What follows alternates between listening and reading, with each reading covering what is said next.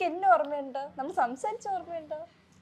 അതൊക്കെ ഓർമ്മയുണ്ട്. ഞാൻ നിന്റെ സംസാരത്തിന്റെ ആ ഒരു എൻജോയ് ചെയ്യുമ്പോ ടോപ്പിക് മറന്നുപോയി.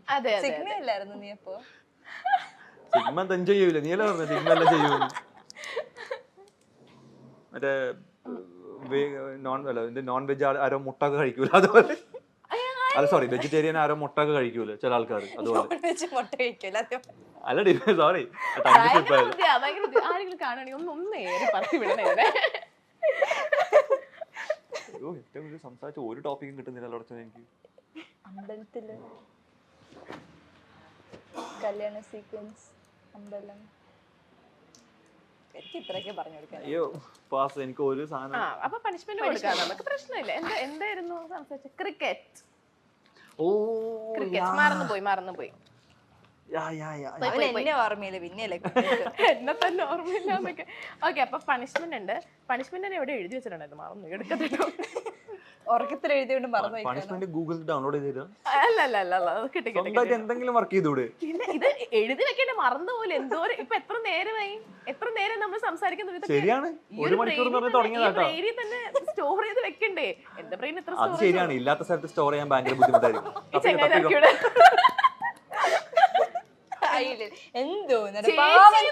അതന്നെ ഞാൻ പറയുന്നത്, ഇല്ലാത്ത സ്ഥലത്ത് സ്റ്റോർ ചെയ്യാൻ പറ്റില്ല. പാവാണ്, സമ്മതിച്ചു. സത്യങ്ങളൊന്നും വിളിച്ച് പറയല്ലേ, പാവ ഹേർട്ടോ. Made for each other. എന്താ പറഞ്ഞത്? ഈ കുട്ടി പാവാണ്, ഈ കുട്ടി അത്ര പാവൊന്നുമില്ല. പക്ഷെ ഞാൻ പറഞ്ഞില്ലേ, ഭയങ്കര പ്രാക്ടിക്കൽ ആയിട്ട് സത്യം പറയുള്ളൂ. ഞാനിവിടുന്ന് പോട്ടെ ഏട്ടാ, ഞാൻ ആരാ? അല്ലെങ്കിൽ ഞാൻ മറ്റേ യൂണിവേഴ്സിറ്റി കയറും. അതേ ബേസിൽ. അയ്യോ, അത് നീണ്ട് അങ്ങ് ബോളിവുഡ് വരെ എത്തിയിട്ടുണ്ട്. ഓക്കെ, അടുത്തത് പണിഷ്മെന്റ് ആണ്.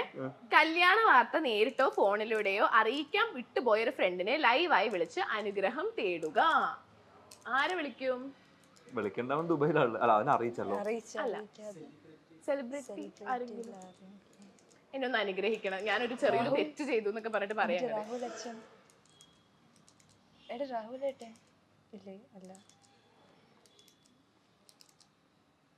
അതിപ്പം അറിഞ്ഞു കഴിഞ്ഞ ആൾക്കാരുണ്ടല്ലോ ഇതില്. പക്ഷെ ഞങ്ങൾ വിളിച്ചു പറഞ്ഞില്ല, പക്ഷെ അവരെന്തായാലും ഓഫ്കോഴ്സ് അറിഞ്ഞിട്ടുണ്ട്. വിളിച്ചാൽ മതി. തനുവാമ എന്തെങ്കിലും പൊട്ടത്തരം പറഞ്ഞ് ഒപ്പിക്കാം.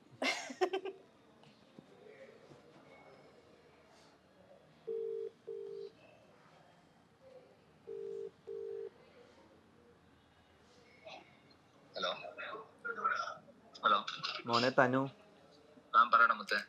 എനിക്ക് കല്യാണത്തിന് മുമ്പ് അറിയിക്കാൻ പറ്റിയില്ല. അതുകൊണ്ട് കല്യാണം കഴിഞ്ഞോണ്ടെന്ന് ഒഫീഷ്യലായിട്ട് പറയാണ്, എന്റെ കല്യാണം കഴിഞ്ഞു, ഒന്ന് അനുഗ്രഹിക്കണം.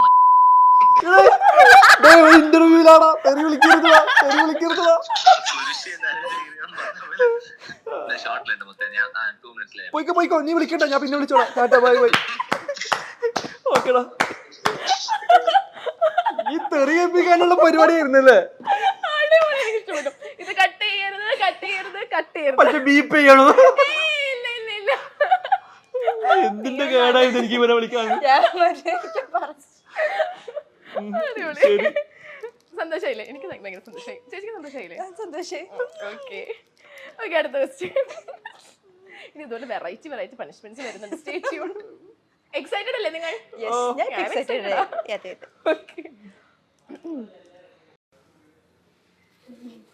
വേർത്തുന്നുണ്ടോ? അവന്റെ തെറിവിളിയിലാണോ അറിയാം. വല്ലാണ്ട് അങ്ങ് വേർത്ത് പോയി. നല്ല ചെക്കനായിരുന്നു, എന്ത് പറ്റിയെന്നറിയാം. വഷളായി, അവനൊന്ന് കാണണം. തനു എന്റെ കൂടെ സീരിയൽ ഇത് തന്നെ. ഇപ്പൊ അകലെ എന്ന് പറഞ്ഞിട്ടുള്ള സീ കേരളത്തിലെ ഹീറോ തനുജ്. അതെ, ഡോണ്ട് വറി, ബാക്കി നമ്മൾ ഏറ്റു വെച്ചോ. അവന്റെ അഡ്രസ് അടക്കം വെക്കണം, അവൻ അങ്ങനെ തന്നെ വേണം. മേഘയെ ഏത് വേഷത്തിൽ കാണാനാണ് സൽമാൻ ഇഷ്ടം? ഏത് കഴിഞ്ഞോ? ഓക്കെ, കണ്ടേ. കുളിച്ച തലയിൽ ടവൽ കെട്ടി in sari, long gown type dress. അതെനിക്ക് ഇഷ്ടമില്ലടാ. രണ്ടും എന്റെ ഫേവറേറ്റ് ആണ്. കുളിച്ച് വരുമ്പോ കാണാനാണോ ഏറ്റവും ഇഷ്ടം? അല്ല, തലയിൽ കെട്ടിയിട്ടുള്ള ഒരു സംഭവം ഉണ്ടല്ലോ. അയാ സീഡിലെ ടൈമില് നമ്മൾ ബാക്കിൽ ഇങ്ങനെ തോർത്ത് വെച്ച് കെട്ടില്ല, അപ്പൊ അങ്ങനത്തെ സീനൊക്കെ വരുമ്പം പറയാറ് നല്ല രസമുണ്ട് കാണാൻ. ഓക്കെ, പക്ഷെ പണിഷ്മെന്റ് ഉണ്ട്. എന്തൊക്കെ പറഞ്ഞാലും പണിഷ്മെന്റ് ഉണ്ട്, അതിനൊരു മാത്രമല്ല. ഓ, ഇതൊരു ആക്ടിങ് സെഗ്മെന്റ് ആണ്, അടിപൊളി ആക്ടിങ് ആണ്. എന്താണെന്നറിയോ? നീ ഇല്ലാതെ ഇനി എനിക്ക് ജീവിതമില്ല, കംപ്ലീറ്റ് ദ സ്ക്രിപ്റ്റ്. ഇത്ര ഞാൻ ഒരു ഹിന്റ് തന്നിട്ടുണ്ട്, ബാക്കി കയ്യിൽ നിന്ന് അങ്ങോട്ട് ഇടാം. മീൻസ് കുറച്ച് ഡയലോഗ് ചേർത്ത് പറയണോ? ആരാ പറയണ്ടേ? നിങ്ങൾ രണ്ടുപേരും അങ്ങോട്ടും ഇങ്ങോട്ടും. നീ സ്റ്റാർട്ട് ചെയ്തോ. നീ ഇല്ലാതെ എനിക്കൊരു ജീവിതമില്ല. നീ ഇല്ലാതെ എനിക്കൊരു ജീവിതമില്ല, അതിനി എന്ത് സംഭവിച്ചാലും ശരി, അതങ്ങനെ തന്നെയാണ്. ഇങ്ങനെ രണ്ട് വാക്കിലൊന്നും പറഞ്ഞതാക്കണം, കുറച്ച് ഉള്ളിന്ന് വരട്ടെ. എന്താണ് ഉള്ളി വരാ? ഉള്ളി അല്ല, പറ പറയണ ഞാൻ പറ. സോറി, എന്തായിരുന്നു സ്റ്റാർട്ടിങ്? നീ ഇല്ലാതെ ഇനി എനിക്കൊരു ജീവിതമില്ല. ഇത്രയും കാലം ഒറ്റക്ക് ജീവിച്ചു, ഒറ്റക്ക് ജീവിക്കാൻ തീരുമാനിച്ച ഞാൻ നീ ലൈഫിൽ വന്നതിന് ശേഷമാണ് ആ ചിന്തകളൊക്കെ മാറി തുടങ്ങിയത്. സോ ഇനി എന്തൊക്കെ സംഭവിച്ചാലും, ഇനി ആകാശം ഇടിഞ്ഞു വീണാലും, ഇനി നീ ഇല്ലാതെ ഒരു നിമിഷം പോലും മുന്നോട്ട് പോകാൻ പറ്റില്ല. എനിക്കും അതേപോലെയൊക്കെ തന്നെയാണ്. ലൈഫ് തീർന്നു, ഇറ്റ്സ് എ ഹെൽ എന്നൊക്കെ വിചാരിച്ചിരിക്കുമ്പോൾ എനിക്കൊരു പീസായിട്ടും എൻ്റെ ഹാപ്പിനെസ് ആയിട്ടും എനിക്കൊരു ഫ്യൂച്ചറുണ്ടെന്ന് പറഞ്ഞ് മനസ്സിലാക്കി തന്നതും എനിക്ക് കാണിച്ചു തന്നതും കാണിച്ചു തരാമെന്ന് പ്രോമിസ് ചെയ്തതും ഒക്കെ പാച്ചാണ്. സോ എനിക്ക് നീ ഇല്ലാതെ ഇനി ഒരു ജീവിതമേ ഇല്ല. അത് ഞാൻ നിനക്ക് കാണിച്ചു തരാടി എന്ന് പറഞ്ഞത്, അതാണ് ഉദ്ദേശിച്ചത്. ഇടയ്ക്ക് ഇടയ്ക്ക് കുറച്ച് സീരിയസ് ആയി പോയോ എന്നൊരു സംശയം. മേഘ പറയുമ്പോ ഭയങ്കര എന്താ പറയാ, ഭയങ്കര എക്സ്പ്രസീവ് ആയിട്ടായിരുന്നു പറയുന്നത്. ഞാൻ സത്യങ്ങൾ പറഞ്ഞു. അടിപൊളി അടിപൊളി. അത് ഇടയ്ക്കിടയ്ക്ക് ഞാൻ ഇവരോട് പറയാം, എനിക്ക് ഞാൻ കാണിച്ചു തരാടി, അത് ഈ കാണിച്ചു തരാൻ ഇങ്ങനെയാണ് ഇവളെ എടുത്തതെന്ന് എനിക്ക് അറിഞ്ഞത്. ഓക്കെ, അടുത്തത്. മേഘയ്ക്ക് ഏറ്റവും ഫേവറേറ്റ് ആയ ഐസ്ക്രീം ഫ്ലേവർ ഏതാണ്?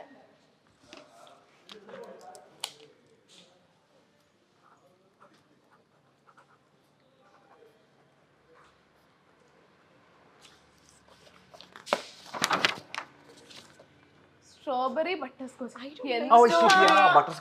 ഇത് ഇഷ്ടമില്ലാത്തതല്ലേ? ഇഷ്ടമില്ലാത്തല്ലേ ചോദിച്ചേ? So sad. ചോദ്യം തെറ്റി. ഞാൻ ചോദിച്ചെന്താണ് ഏറ്റവും ഫേവറേറ്റ്? അതെ, അതിൽ എഴുതിയത് അങ്ങനെയാണെങ്കിൽ വായിക്കേണ്ട അങ്ങനെയല്ല, ഇഷ്ടമില്ലാത്തതാണ്. സത്യം പറയട്ടെ, അതിനുള്ള പണിഷ്മെന്റ് തീർന്നു. എന്നാലും കുഴപ്പമില്ല, ഞാൻ സ്പോട്ടായിട്ട് തരാം. ഓ യാ സോറി, ഇഷ്ടമല്ല സ്ട്രോബെറി. ബട്ടർസ്കോച്ച് ഞാൻ തന്നെയാണ് വാങ്ങി കൊടുക്കാറ്. എന്നിട്ട് സാരില്ല സാരില്ല, സമയമുണ്ടല്ലോ, 3 ദിവസമായിട്ടല്ലോ കല്യാണം കഴിഞ്ഞിട്ട്. ഞാൻ അറിഞ്ഞോണ്ട് തെറ്റിച്ചത്. അതെ അതെ, കണ്ണ് വരണ്ടെന്ന് വിചാരിച്ചു നീ അങ്ങനെ പറഞ്ഞാൽ മതിയല്ലോ. ഓക്കെ, അപ്പൊ ഈ പണിഷ്മെന്റിന്റെ പേരാണ് റൊമാൻസ് എവർ ആൻഡ് എവർ. അപ്പൊ ഞാനാണെങ്കിൽ എന്തായാലും കുറച്ച് വാക്കുകൾ പറയും. ആ വാക്കുകളിൽ നിങ്ങൾക്ക് ആ വാക്ക് പറയുമ്പോൾ നിങ്ങൾക്ക് പെട്ടെന്ന് റൊമാൻറ്റിക്കലി കണക്ട് ചെയ്യാൻ പറ്റുന്നത് എന്ത് ഇതാണെന്ന് പറയണം. മനസ്സിലായില്ലേ? ഓക്കെ, അപ്പൊ ഫസ്റ്റ് സോങ് 1 2 3. വിഴിമൂടി. അങ്ങനെ അറിയായിരുന്നു? കാരണം ഞങ്ങളുടെ ഫേവറേറ്റ് സോങ് ആണ്, ഫേവറേറ്റ് മൊമെന്റ്സ് ഒക്കെ ഉള്ള ഫേവറേറ്റ് സോങ് ആണ്. ഓക്കെ, അടുത്തത് ബുക്ക് 1 2 3. ബാലരമ. അതേ അറിയുള്ളൂ എനിക്ക്.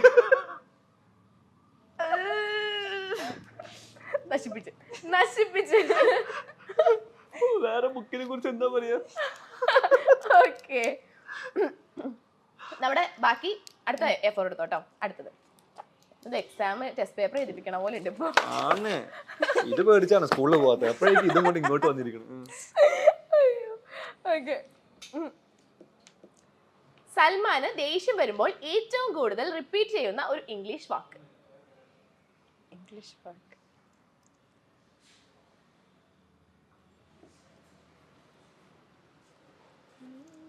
ഇതാ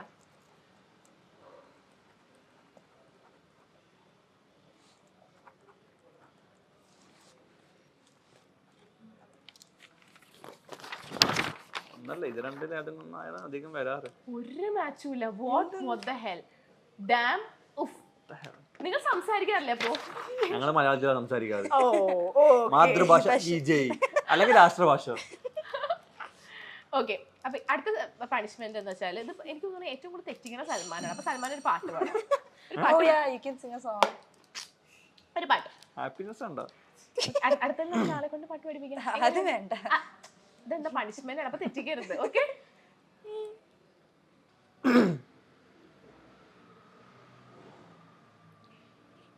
ഓക്കെ. விழிமூடியோசித்தாலங்கேயும் வந்தாய் முன்னே முன்னே தனியாக பேசிடும் சந்தோஷம் தன்னா பெண்ணே பெண்ணே அடி இது போல் மழைக்காலம் என் வாழ்வில் வருமா மழைக்கிளியே மழைக்கிளியே உன் கண்ணை கண்டேனே விழி வழியே விழி வழியே நான் என்னை கண்டேனே செந்தேனே. അടിപൊളി അടിപൊളി അടിപൊളി.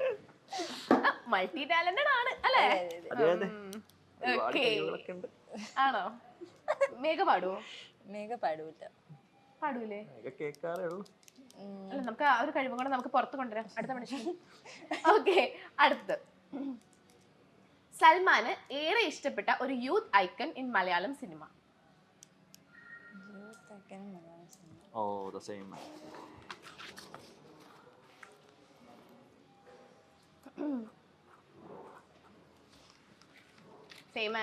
Same but different.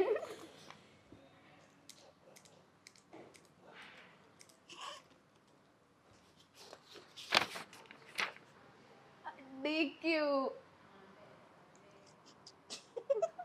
അതെന്താ ദുൽഖറിനെ ഇഷ്ടപ്പെടാൻ ഇത്രയും കാരണം? Actually I love Mammukka.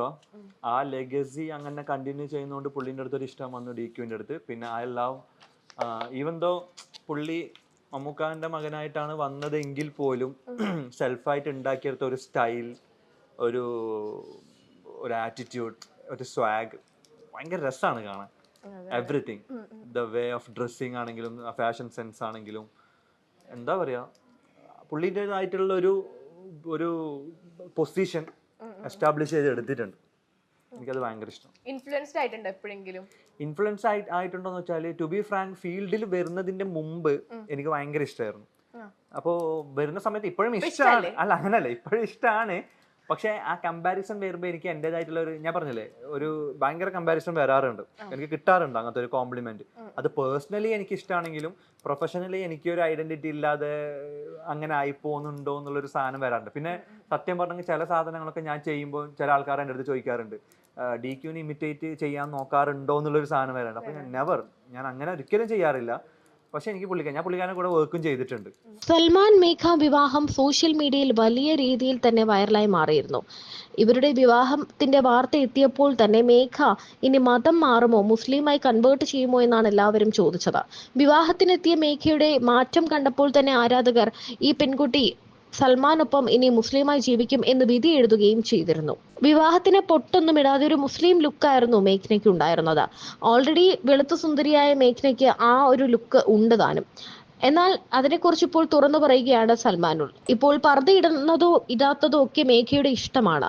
അത് മേഘയുടെ കാര്യമാണ്. അത് വേണമെങ്കിൽ മേഘയ്ക്ക് ചെയ്യാം. അങ്ങനെ ചെയ്താൽ മതി. മേഘയുടെ ഇഷ്ടം പോലെ ചെയ്താൽ മതി. ഇനി എൻ്റെ ഫാമിലിയിലെ വല്ല ഫംഗ്ഷനോ മേഘ പർദ്ദ ഇട്ടാൽ അതൊരു കൺവേർട്ടായി എന്നാരും പറയരുത് എന്നൊക്കെ സൽമാൻ പറയുന്നുണ്ട്. എല്ലാം അഴിച്ചിട്ട് നടക്കാനല്ലല്ലോ പറയുന്നത്, നല്ല കാര്യമല്ലേ. അവൾ മതം മാറി മേഘ പർദ്ദ ഇട്ടാൽ അങ്ങനെ വിചാരിക്കേണ്ട എന്നും സൽമാൻ പറയുന്നു.